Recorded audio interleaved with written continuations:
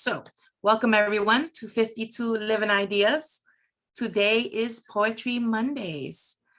Today we will have a story in 3 parts.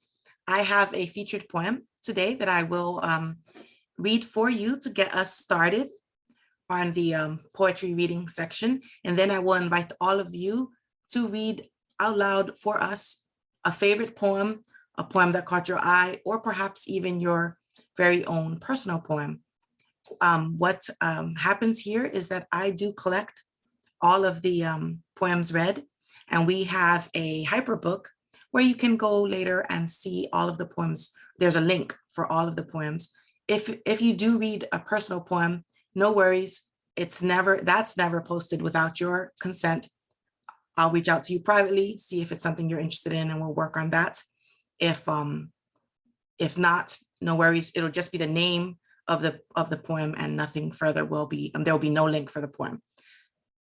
And after we do the reading of poems, we're going to go into the second section, which is a collaborative poem writing, which we all do together. We do small groups between 4 to 5 people with a moderator for each. Sometimes if it's a really small group, we'll all stay in one group here together. This section is not recorded. Just so you know, the rest of the session is recorded, and you could find us on YouTube. In the last section, after the collaborative poem writing, we all come back together to read the poem, to discuss the poem and how it all went. Now, for the collaborative poem, we do provide you with a focus and theme. What we've been trying to do is to let you know a little beforehand what the theme will be. So we did post for you on a meetup that today is going to be duality. So we're going to ask you to think about duality as you're thinking of your lines and you were creating this poem together. That's the second section. And what happens is you will you'll have about 20 minutes to call out lines together, and then an additional 10 minutes to finesse the poem, to edit, to move lines around. And this is all done in a group format. I can go into more details later. I just saw a couple new faces, so I wanted to outline for you the magic that happens today. So I'm Maritza. I'm going to be walking with you for the whole thing, so it's going to be a nice ride. Today's featured poem is called Once It's Gone. It's by Red Medusa. She considers herself a poet, a scholar, and a disruptor, which I thought was a pretty fun way to describe oneself. And here you have it, Red Medusa's Once It's Gone. Trust, paper thin, tears like tissue, breaks like glass, holds like glue, expects honesty, rejects lies. Trust, a knowing, a being, a doing, a word, a verb, a feeling, a gift, a shift. Trust begins small, builds forts, destroys illusions, erases confusion. You use me, I move me, you lose me. Trust taken away when betrayed, can't be saved, won't be faked. My mistake, your piss take. Trust, when I'm gone, I'm gone. So long. No me, no you, no love, no us, no trust. So I chose this poem for you because I just thought it was so impactful. You know, I'm a really big fan of honesty, and I'm often baffled by the copious white lies that so many people tell in their daily lives. So this poem really spoke to me. It's so true. You know, once a trust has been betrayed, there's no way to fix it. There's none, even a small trust. I mean, there are big trusts, and some trusts are just, there's a little crack in the foundation, and some of them tears it all asunder. But I think that this was just a beautiful, beautiful manifestation of the way that I personally view trust. So I wanted to share that with you here today. So I will invite you, anyone who would like, please go ahead and type an exclamation mark in the chat if you would like to read one of your poems or a favorite poem today. Go right ahead. I'm gonna go ahead and get the link started. First up, go ahead, Donald.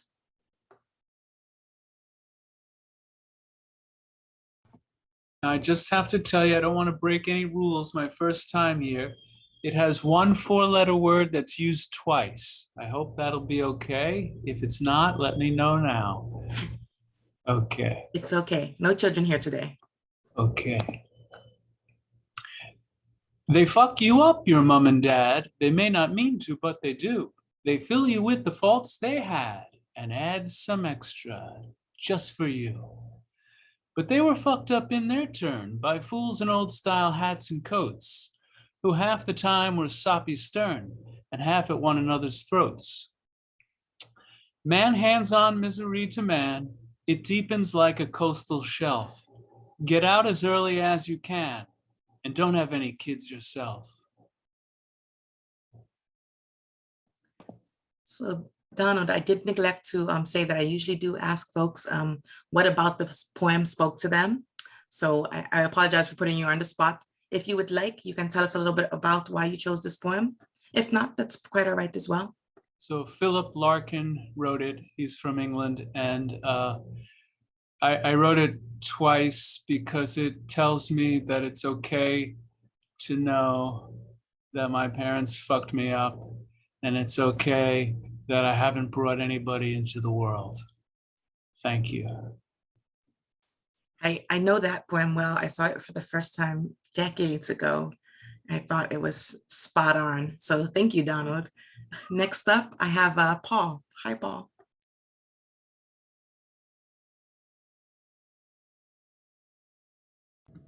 Hi, I wrote this poem a couple weeks ago, but I don't think I read it here. I apologize if I did. I think I did not, though.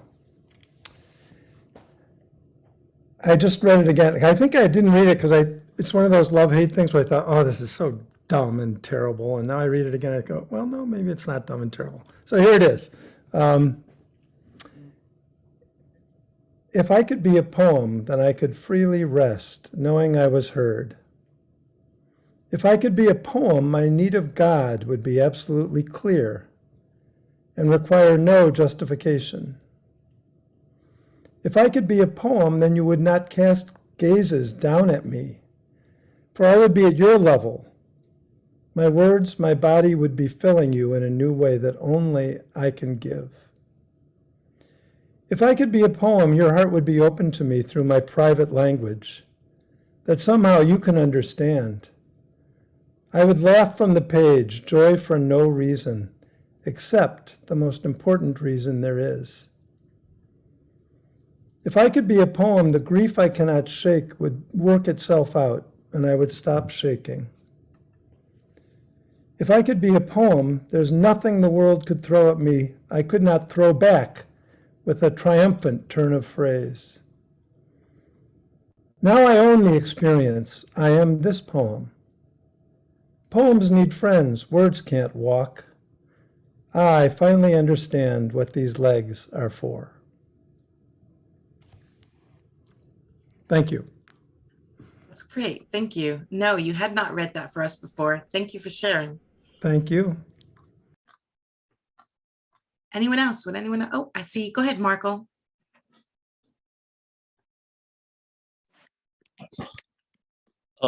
This is called Waves by Robin Robertson. I have swum too far out of my depth, and the sun has gone. The hung weight of my legs a plumb line, my fingers raw, my arms lead. The currents pull like weed, and I am very tired and cold and moving out to sea. The beach is still bright. The children I never had run to the edge and back to their beautiful mother who smiles at them, looks up from her magazine and waves.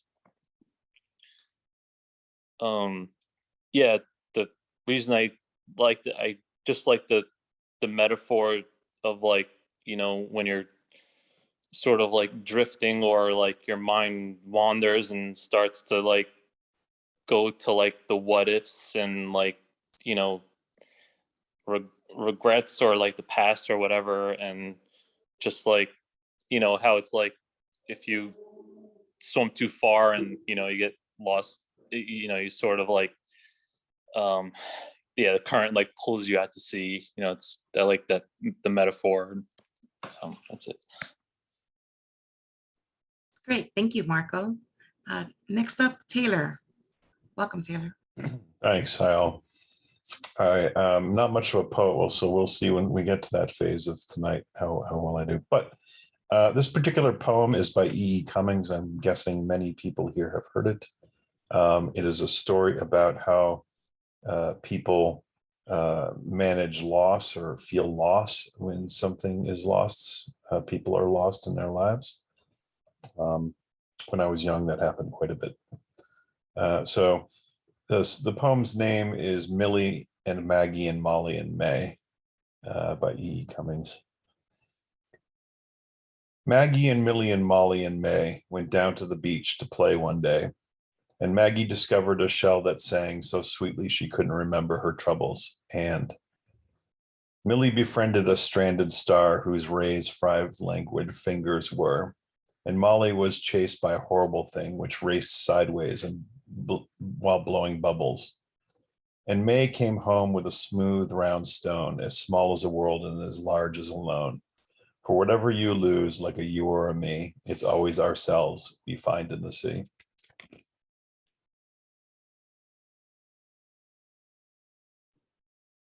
Was there something that calls to you or speaks to you about this poem? I mean, it makes a lot of sense to me.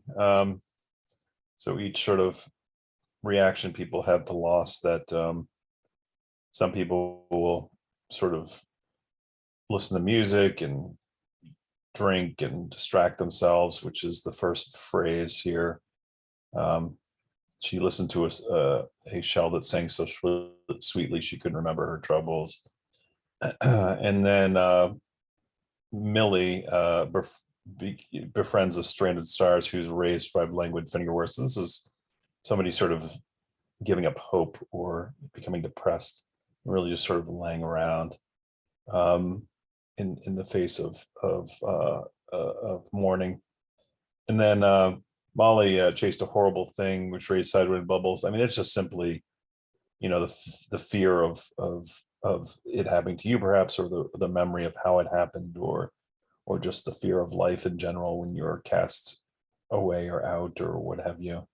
And then finally, May came home with a smooth sound stone that was as small as a world and as large as a lone. And I think that's just sort of self-inspection, sort of looking at your life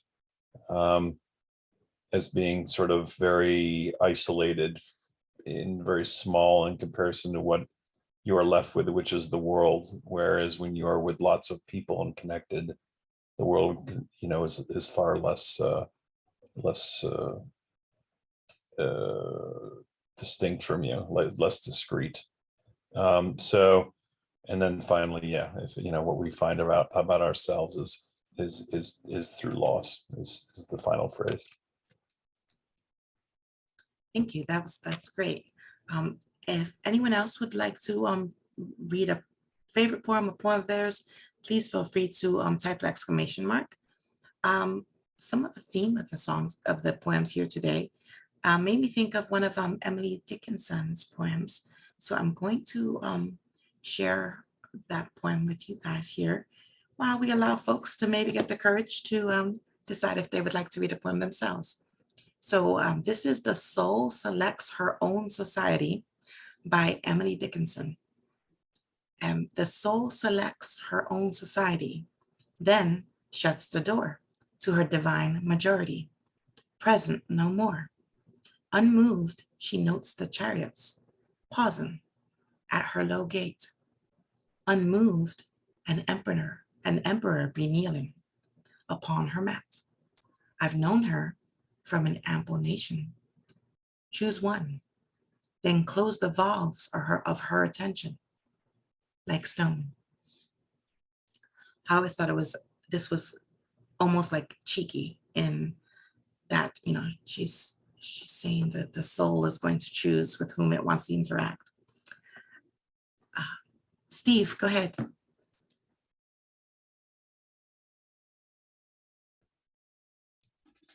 Good evening, everyone. Let's have some fun. This poem is by Jack Prelutsky. I wave goodbye when butterflies and cheer a boxing match. I often watch my pillow fight. I've sewn a garbage patch.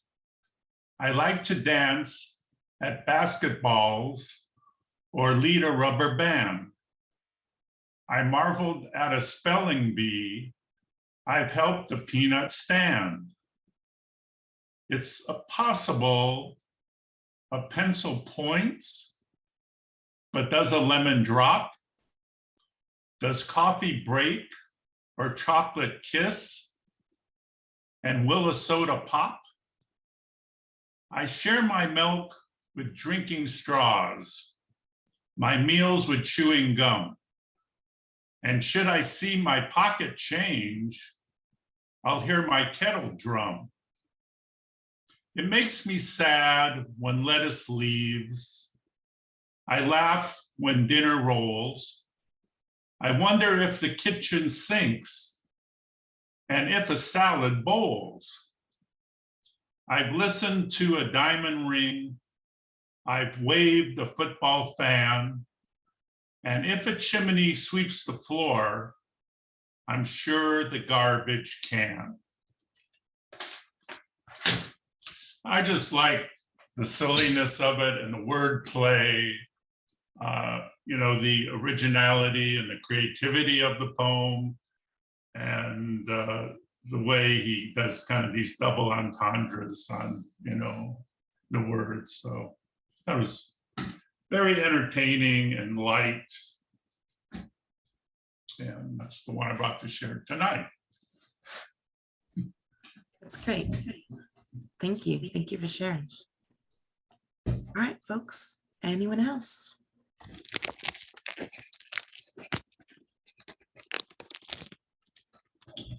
No, Steve, you're still not muted. I don't know if you meant to chat some more.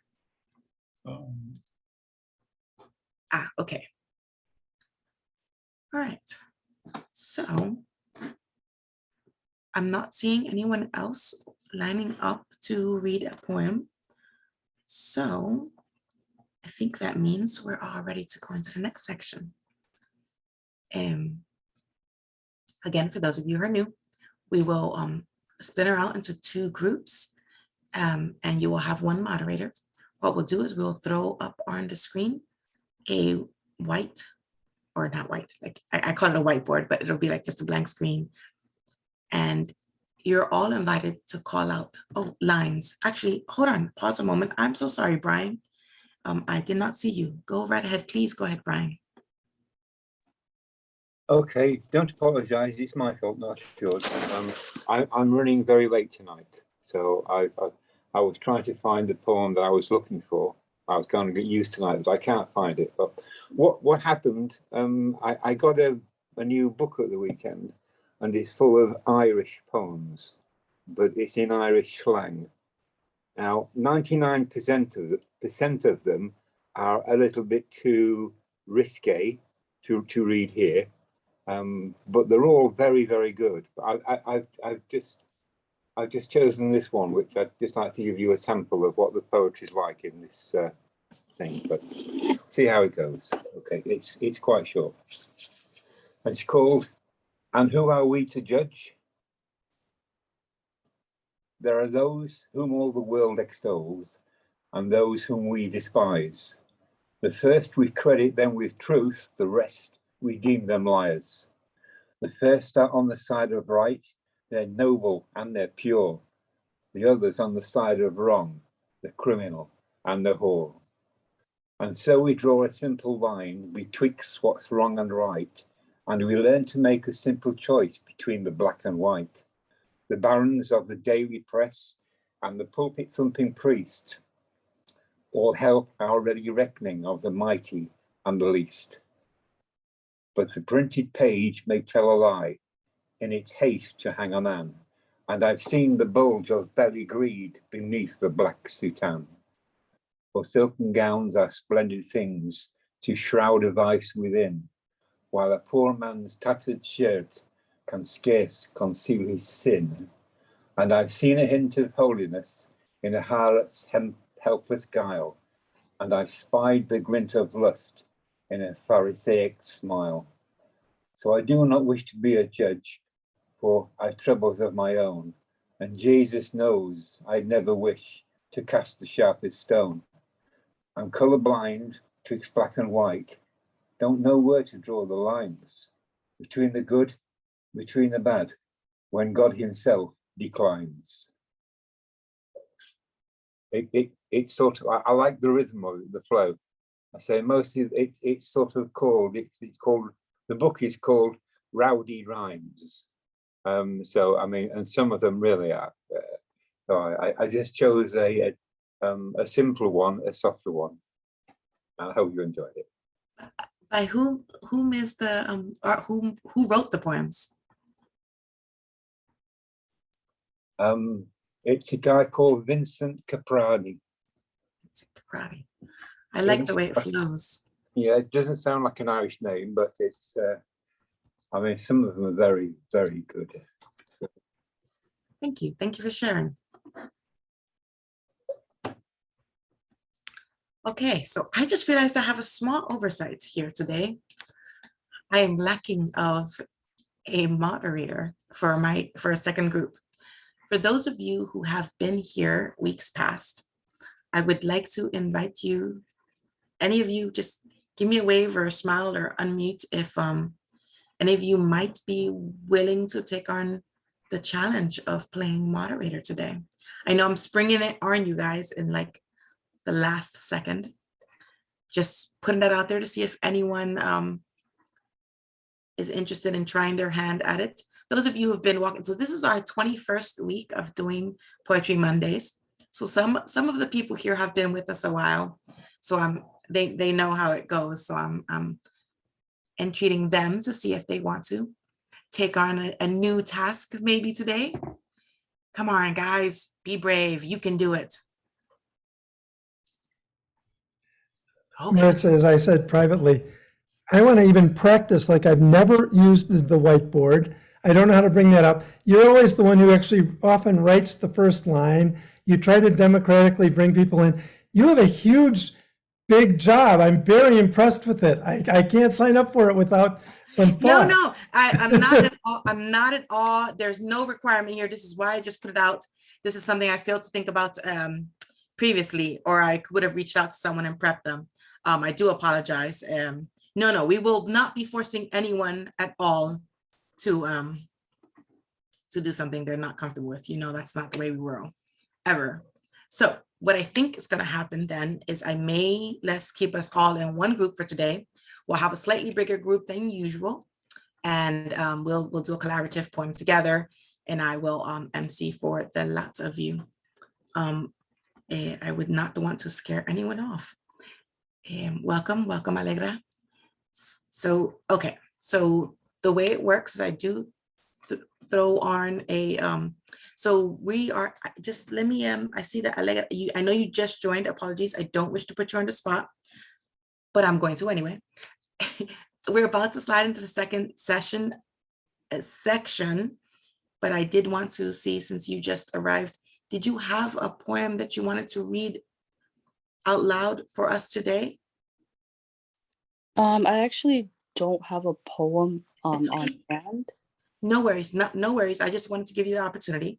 So then in that case, your timing is perfect. What we're about to do now is we're going to go into the collaborative poem section of today, this evening. And what's going to happen is we are asking all of you, or I guess I am asking you, to think of, as your focus and theme, think of duality. What do you think of duality? How does, that word or that concept shape within your mind? You will find, as we go putting lines together, there's going to be some things in your subconscious that you didn't even know will come through in the poem. You are all poets, every last one of you, whether you know it or not. And you'll see by the end of this exercise, you'll totally see that I'm right. What I do is I'll set a timer and we'll spend the first 20 minutes just writing lines. So, let's not muse on the concept while we're creating lines. We can do that after. In those 20 minutes, I invite you to think of different lines or like poetry lines. And it's okay if once you spit it out, it doesn't sound poetic to you. We have 10 minutes after the first 20 minutes to massage it, to move it, to play with it a little bit. And sometimes you'd be really surprised how well these do work with each other. I prefer just a slightly smaller group, but that's okay. We've done it with bigger groups, so we're going to make this work. It's going to be good. Actually, I'm going to give us 25 minutes to write lines since there's a little bit more of us, just to have a little, make sure everyone gets a voice. I don't force anyone to participate ever. This is all, this is for fun. You should be having fun. So if you absolutely don't want to participate, you don't have to. Now, that being said, please be warned that I do call on you. I kind of ping you gently to see if you're interested. You're welcome to tell me no. If you don't feel like speaking up, but you do want to provide a line, feel free to go ahead and put it in chat. I will keep the chat open on a different screen. And if you put a line down, I will pick it up and add it without calling on you or making a thing about the fact that you shared a line with us. You can put it in with everyone. You could put it just to me.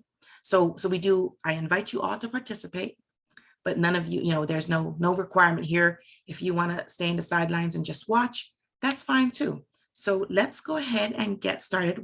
We're coming back now. So welcome back, everybody. Just so you know, this first piece doesn't make it into any of the recording.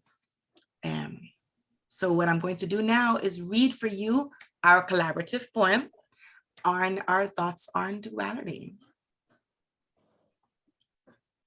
So what did we and our subconscious untangle when we were thinking about duality?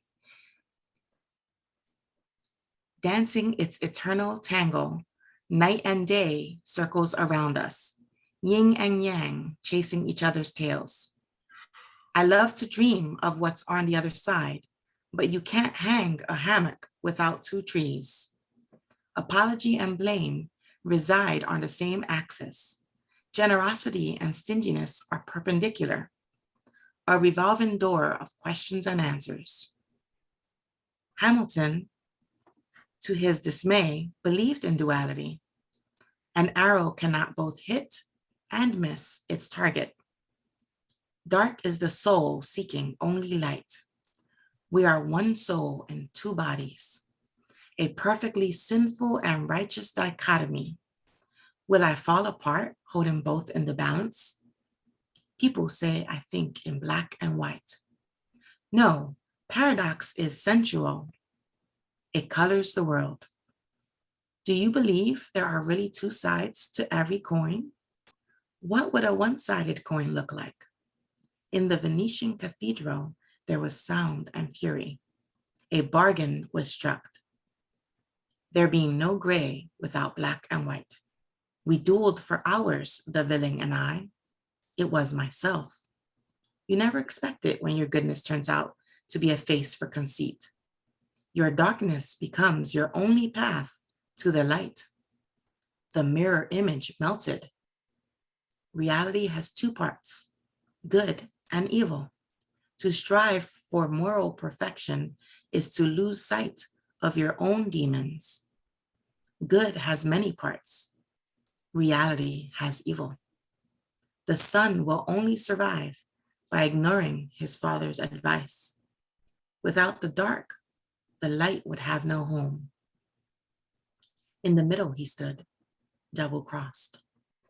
Within the light of a sunbeam was found the truth. Shadow and self must find each other. Duality, it's my single purpose. I fear the death of the singularity. The dead still live. None escapes the grasp of duality because of the masks we wear.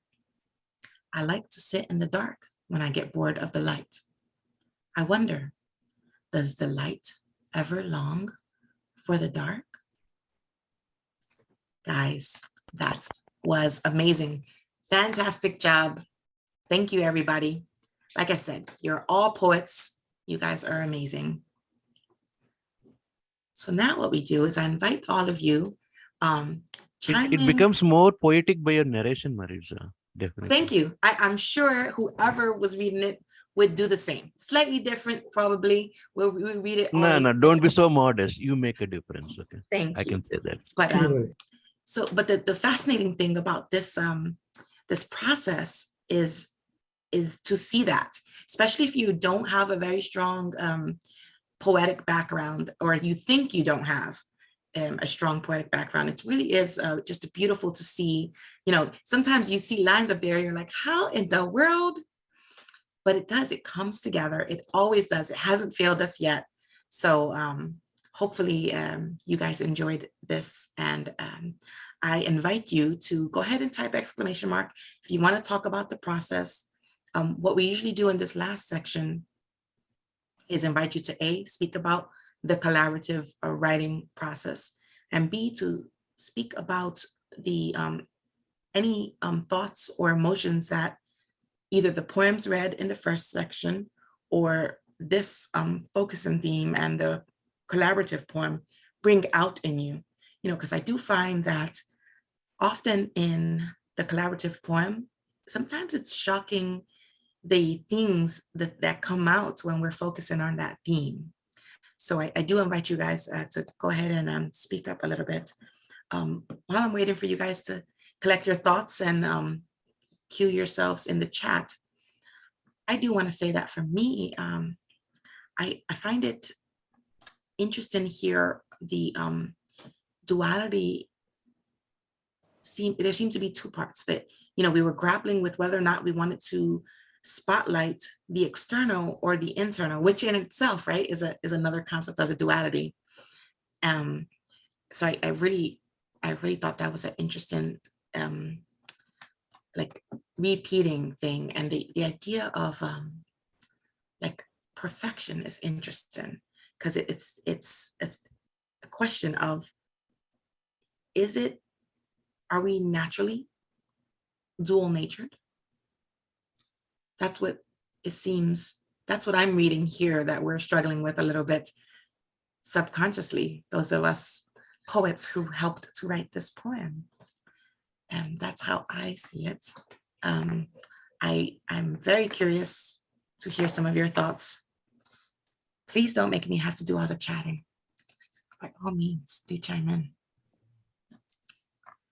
There were two lines that I've already plagiarized and modified. A bargain was awestruck. A bargain was, oh yeah, I see. Interesting. You know, it's funny.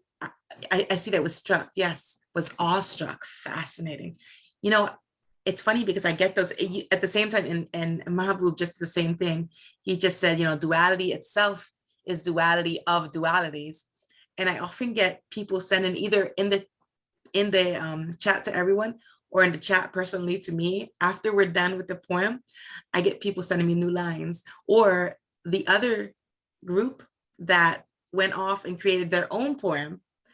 When we get together and we read the both poems, people suggest lines that is like, oh, this line could have been massaged this way. I think it's great. It's interesting, the things that it does make you think of. Go ahead, Paul. Yeah, I was kind of waiting for Donald to speak because I thought he would immediately bring up the giant revelation slash monkey wrench slash pun that I thought was reminiscent of, I think it was Steve who read that funny poem. Someone did, but Hamilton, duality, dual, D-U-E-L. I don't know if that was intentional. I thought it was, but it was like a giant thing to me, like a duel, two people, life and death, which is why I did the sun line. But I don't know if you meant that, but I just thought it introduced like a realm, a whole realm. Oh, I hadn't even seen that. No, that was accidental. Oh my God. That's cool. That's so funny. You know the story of Hamilton, it's been popularized in the play. Right, right. Hamilton died in a duel. I believe he told his son, missed the guy on purpose. And so the son shot and was killed because he missed the guy on purpose. I was playing off of that. I thought you were. Oh, no, not at all. That's awesome. No, I didn't. Yeah, I don't think, so I actually haven't seen Hamilton. I have read of Hamilton, but I've never seen the play. Well, it made it like have a wild new dimension for me. So at first I was worried about it. I thought, oh, that's too like, it's almost funny. It's like a pun. It's like, and then I just thought it was great because it's dual, a duel, two people, life and death, the essence of human duality. Indeed. You know, for me, one of the two of the lines here most striking actually are the one that says, none escapes the grasp of duality. And then that's like really deep, but then it gets deeper because we say, because of the masks we wear. And it's like a reminder that all of us, even those of us who are striving perpetually towards honesty, we still have some kind, there's always a mask, right? Even when you're not fully intending, there's still some mask, even if it's a mask for the separation between, you know, if you have like, you know, personal or maybe slightly more distant colleagues or something like that. It's fascinating. I like the line, does the light ever long for the dark? It makes you wonder if in our dual natured selves within us, do we long to be of a different nature, either consciously or subconsciously?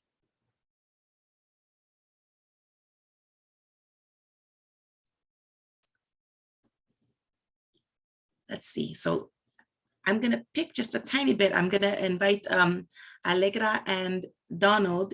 You're my newcomers for today that are still left. Sorry. I'm curious, how did you find this process of collaboratively creating a poem with us? Allegra? That was honestly really, really fun. That was really awesome. For me, I've actually been having some like creative and writer's block for a while. So once we did that activity, like everything, like I'm like on the side, like writing down like my own poem ideas, like, you know, it just got everything like going for me. And that was just really awesome. It was a lot of fun to just think of things on the spot and also to, you know, open up and, you know, actually honor whenever I felt like I had an idea and share it and feel like there was that safe space to just be creative and not have like anyone judge, you know, like anything, and then seeing how it came together in such a beautiful final product. So I thought that was really, really cool. And, you know, this was my first time, so, you know, I didn't know what to expect, but that was honestly really awesome. Thank you. That's amazing. I really appreciate that. Thank you so much. Donald, your thoughts? Before I answer, I want to say the author wrote that I think in black and white. Is a little bit better than people say, because Oh, yeah, I like that. Because the author's writing in black and white. Yeah, okay. And I was at another poetry thing that does something similar, but it doesn't do it the same way that you guys do it. So, and I don't think it's over yet, what's happening here. So it was really a big deal for me to not say, wait, stop everything. You're doing it wrong. Just, find out this, not rob myself of a new experience. That's fantastic. We thank you. Yeah, we might be a little different. We like to not think we're wrong. And what do they say? If this is wrong, I don't want to be right. Thank you, both of you. I really love that you guys felt safe to speak up and say as you will, whatever you wish. That's our goal here. And this is a unique beast in comparison with so many of the other things that we do with the 52 Living Ideas. We're just slightly different, but it gives me the creative fertility to face the rest of my week. I've become quite addicted to this evening. It's great. So thank you so much, both of you. It was absolutely my pleasure to have you guys here, and hopefully you'll come back and you'll get to see how it works with a slightly smaller group. It's pretty great. Mahbub, you're next. Go ahead. There is a line, the mirror image melted. Mm-hmm. So I don't remember who said that, but I want to know the point behind that line. I mean, what is the idea behind that line? If somebody can explain to me, because I feel like stealing that line actually. It's a great line, but I want to understand the meaning and connotation of whoever proposed that line, please. I'm not going to admit that I remember who. Oh, go ahead, Steve. That was my line. At first, I thought of the mirror cracked, but that we've already heard 1,000. That's been played out. I mean, the mirror cracked. She looked in the mirror and the mirror cracked. I was going for kind of the disillusion of the ego. When you look at yourself in the mirror, you think you know who you are, your identity. So the duality of no, you aren't just your ego. That's what I was going for. Awesome. Thank you. Thanks, Steve.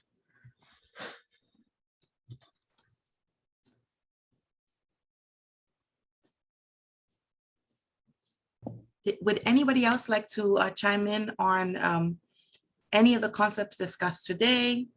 Anything at all here for poetry? The mirror image melted, grabbed me so much because it implied to me that the object being reflected in the mirror did not melt, which was like a koan had just burst in my brain. So I thought it was incredible. And I was really surprised that what seemed to inspire it.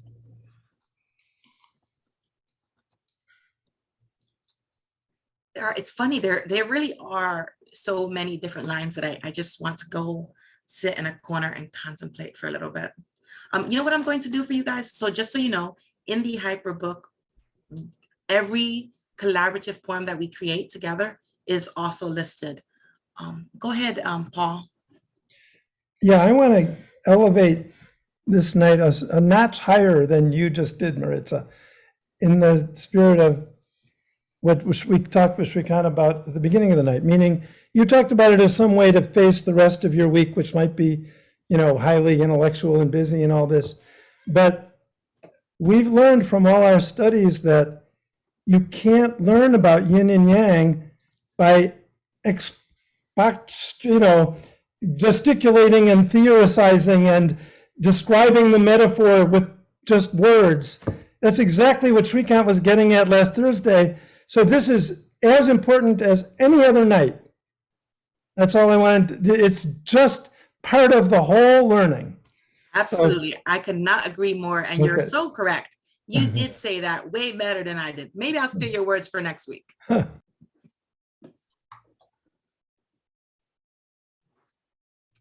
Hi, Shrikant.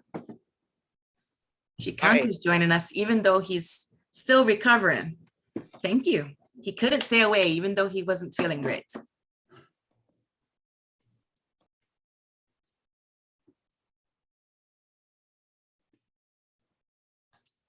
So just so you guys know, just in case you wondered, I love hearing all the comments on how the lines would have been changed. And I agree that some of them sound so much better after, but I will say that I don't usually tend to change them after I've come back to the main breakout room and read you the poem. I love hearing the changes because I love that it's still an earworm in your brain. That makes me very happy. But when you see it in the hyperbook, the one you'll see is what it looked like when we all came back to the main room. Just in case you go and look at it later and go, that one line I changed, she didn't change. I usually don't. So in case you wondered, thank you. Shrikant here today. I don't know how much you caught or didn't catch, but we have we're finding that a lot of the lines in the poem that we put together today are just kind of grabbing our attention, and we're feeling the need to kind of focus on them a little bit more, some of them. Today's theme, as you know, was duality. And there was a lot of,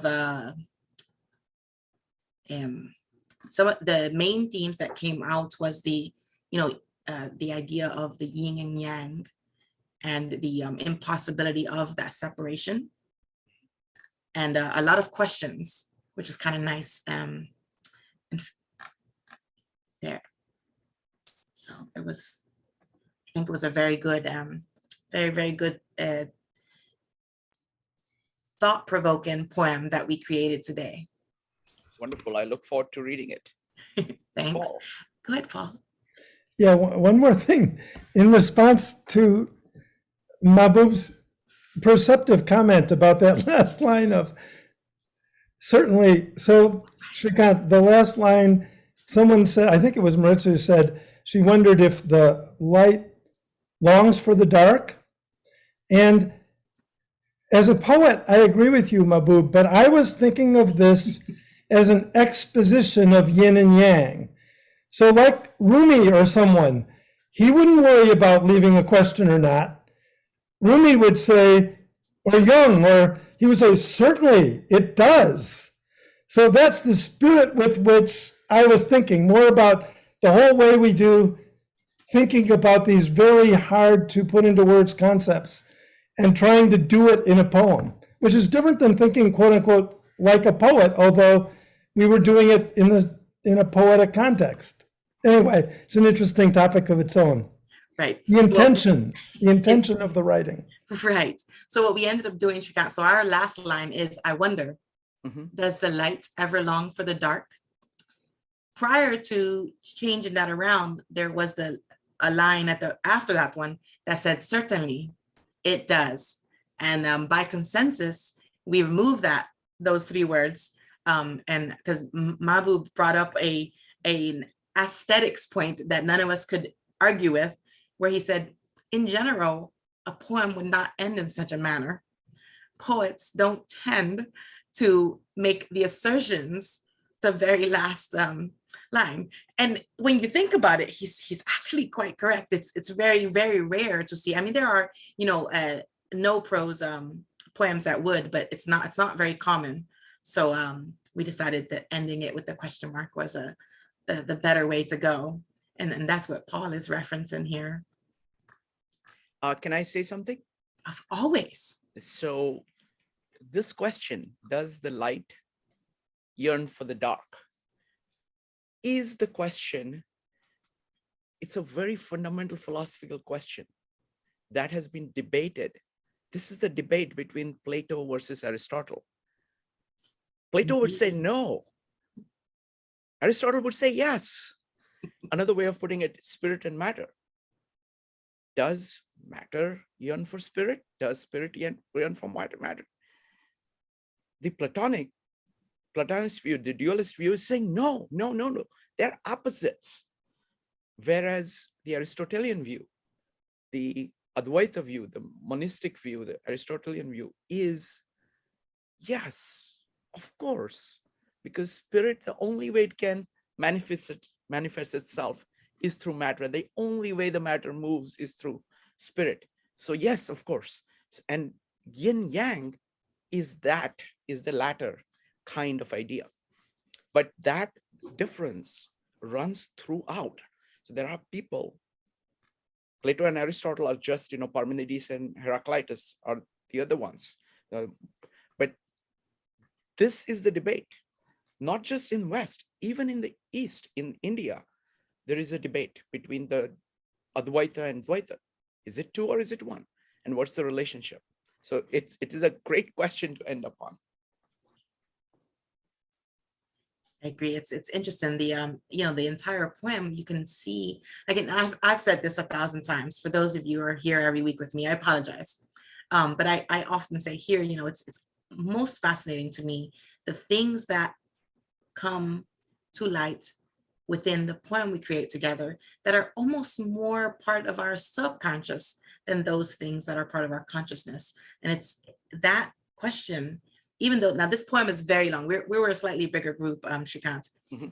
So the poem is very long, but I feel that even as it shifts from section to section, every section is essentially asking that question, but through a different angle, in a different perspective. And, obviously with a slightly different a poetic slant, as it were. But that's the eternal question that we're asking ourselves is, what, we cannot escape the duality that is inherent in our nature. But there's this fear that we longing for that other piece, and that maybe we're missing that. It's pretty awesome. Any other comments on this, on the topic, on the process? We're getting ready to wind down here. Again, it was really great to have the newcomers. Most of them have gone now, Shrikant, but we had several new people, and it was great to have them participating, and hopefully we'll see them come again. And I did put out an open invitation to any of our regulars to maybe meditate a little on whether or not they might feel inclined to play moderator at a future session. I invited anyone today. No one felt like doing it on the spot, but they're going to chew on it and see if they might feel inclined to do so in the future. Maybe. So we're setting that ball rolling. Wonderful.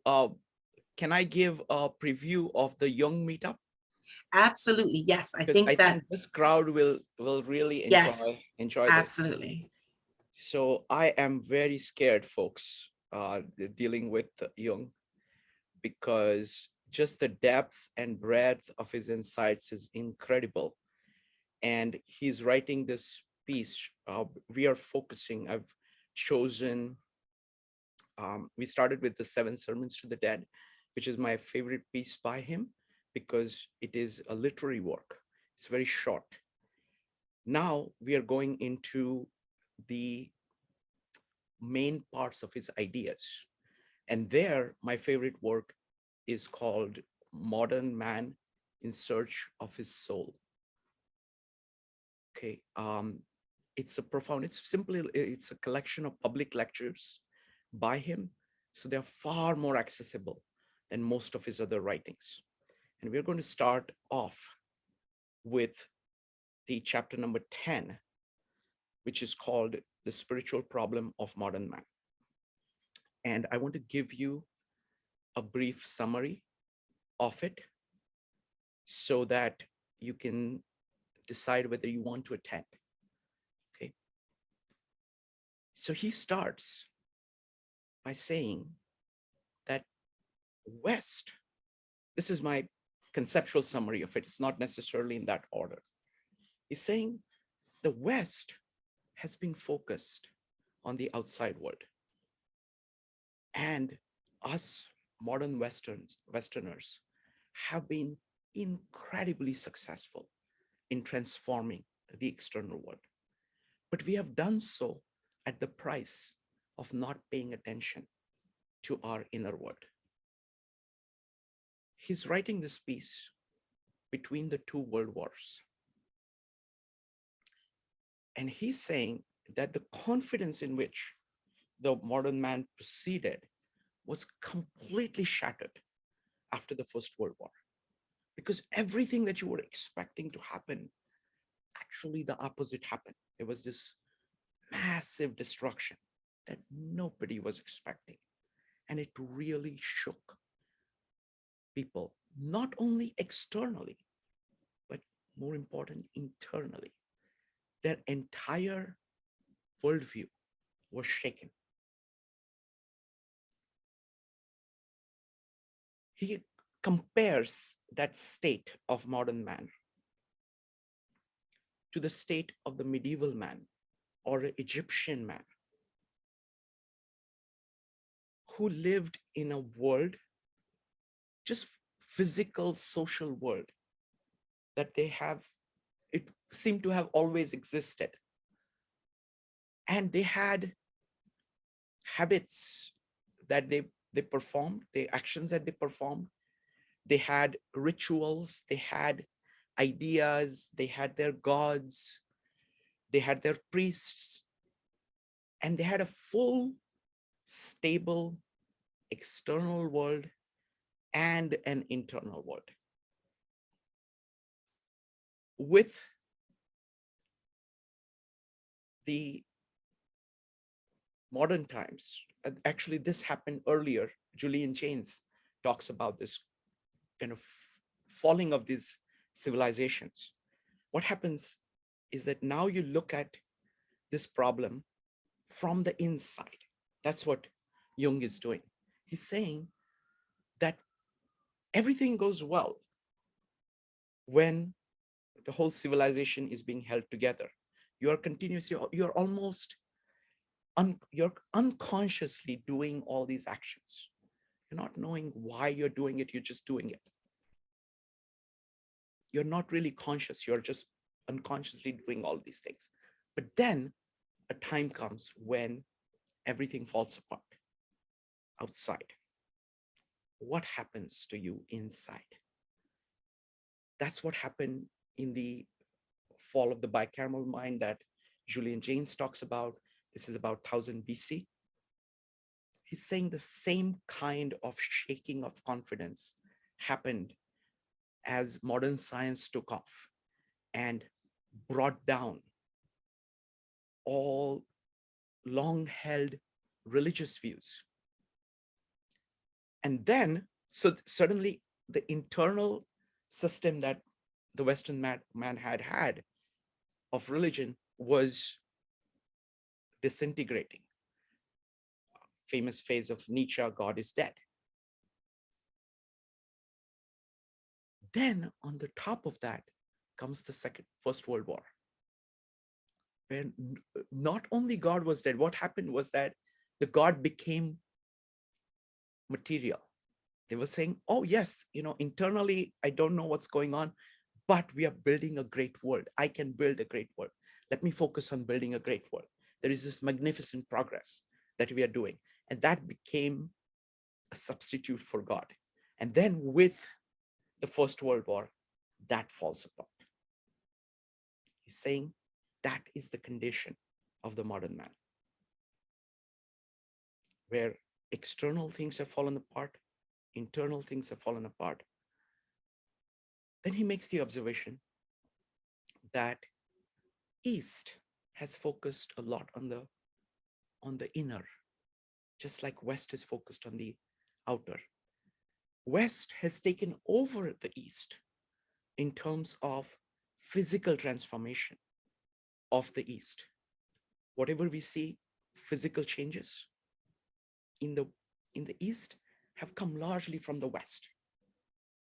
And what Jung is talking about is that he is exploring how East is taking over the West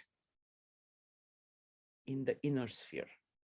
So he talks about the Chinese ideas, he talks about the Indian ideas coming here. And he says that simply the interest in psyche, the growth of modern psychology in various forms, not just Freud and Jung, but across the board, interest in spirituality in many, many different versions that he lists, is an indication that the Western man is looking inward far more intently than he has ever done before. And that, he's saying, is the spiritual problem of modern man. Now, the thing that blew me away is that we are not in that much different position today as compared to when Jung was writing this. This was about 15 years after the First World War. And he's saying the problems are not solved yet.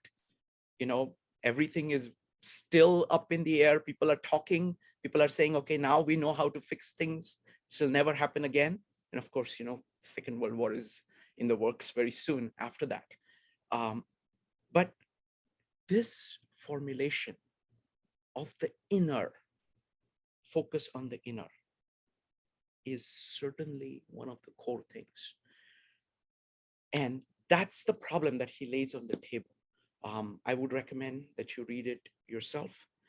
If you go to the meetup, I'll put a link here. It's on Thursday, so it's 52 Living Ideas. If you go to, let me see if I can find it here very quickly. It's on Thursday. I have it up. I'll throw it on the screen. Yeah, if you could just throw it on the screen, appreciate that. Thank you. So if you can attend, please do. It's a start of this. This is just the first section, first meetup on this. The second one, we are covering really amazing range of things here. The second one, we are going to be looking at psychology and literature. What makes for great literature?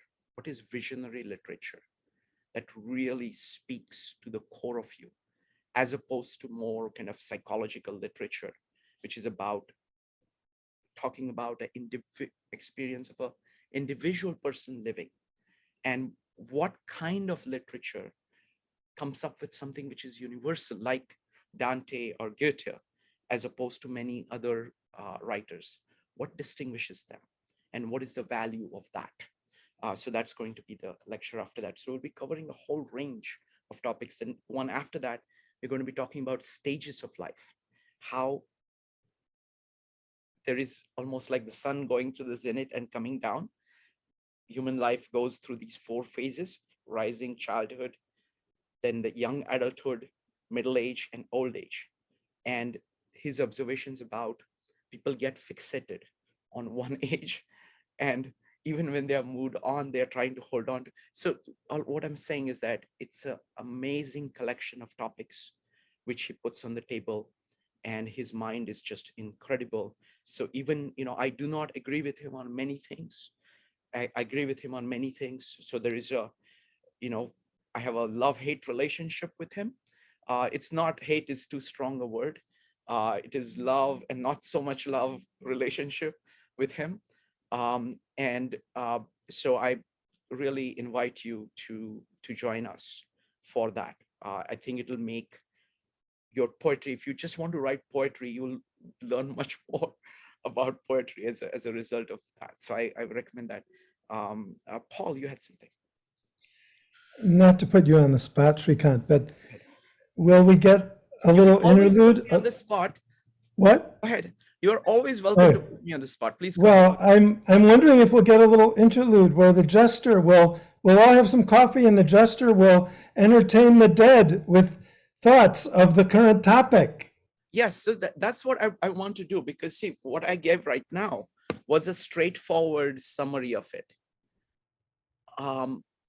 The core point, I mean, I'll just tell you that because we're talking about duality, it relates to that. The fundamental disagreement I have with Jung, it's a very odd disagreement, because firstly, he is a monist. He at the core of his being is a monist. He's saying spirit and matter are connected. Self is one thing. All your faculties are connected. You are integrated with others. So the oneness is what he's about. But whenever he thinks of the world and whenever he thinks of any other ideas, he automatically presumes that they are dualist. So he misinterprets Indian philosophy as dualist. He misinterprets Christianity as dualist. There are versions of Christianity which are dualist, but there are versions which are not. And he takes all of it to be dualist. So the ideas that he's working with and that he's showing as a contrast, he's always saying that they are dualist ideas. And I think he's wrong on many of the things, because there are both the monist and the dualist ideas are running together. So if I feel up to it, if I can figure out a way, because the thing is that it is scary for me to actually summarize Jung, because he's making so many points. And I love the mind. Okay, let me just tell you one last thing here. Okay, which is what he starts out this piece with, which is my favorite part of the whole thing. He says, who is a modern man? And he's saying, modern doesn't mean that you're just alive now. Okay, that's not modern, he says. He's saying modern means you have to be conscious. And you have to be conscious of all the past. You have to have proficiency in the past. You have to know the ways of being conscious in the past. And you have to go beyond that. And you're standing at this edge and looking into the future, which is a void. And you are able to see some things, not very well, but you can see the abyss. And maybe you realize that the past is not going to help you. You can't just take that forward. So that's my favorite thing. So I will have to figure out what to do, but I will try. Yeah. Okay, and remember, I mean, your new format is the most tolerant of ambiguity and your protests and your contradictions of all the possible formats. Yes. So that should not be a barrier. Yes, exactly. Okay, fantastic. Thank you. Yes. The thing is that I, for example, the entire piece that I did was actually exactly opposite of what the 7 sermons was saying about Christianity. That's okay with me. And and I could make that point. I could ground that point and let people just think about it. So it's a great format to doing that. So I'll have to figure out how to do that. But great, thank you. I mean, that's exactly along the lines in which I was thinking. Thank you.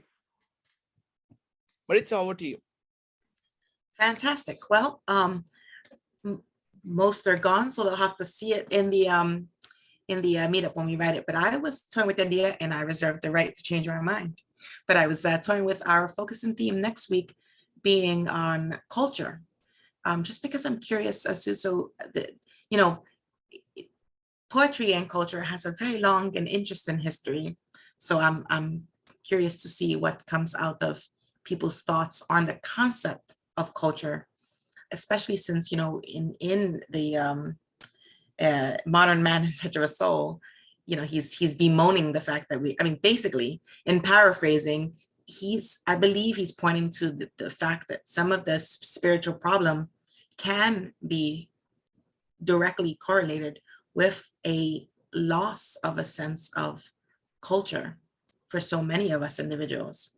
So that's the focus and theme that I'm looking at for us for next week. And I will provide a featured poem. Probably won't have anything to do with culture. It might, but we'll see. So that's all I wanted to say. I hope to see most of you there again on Sunday, or if not, I'm always popping into Shrikant's.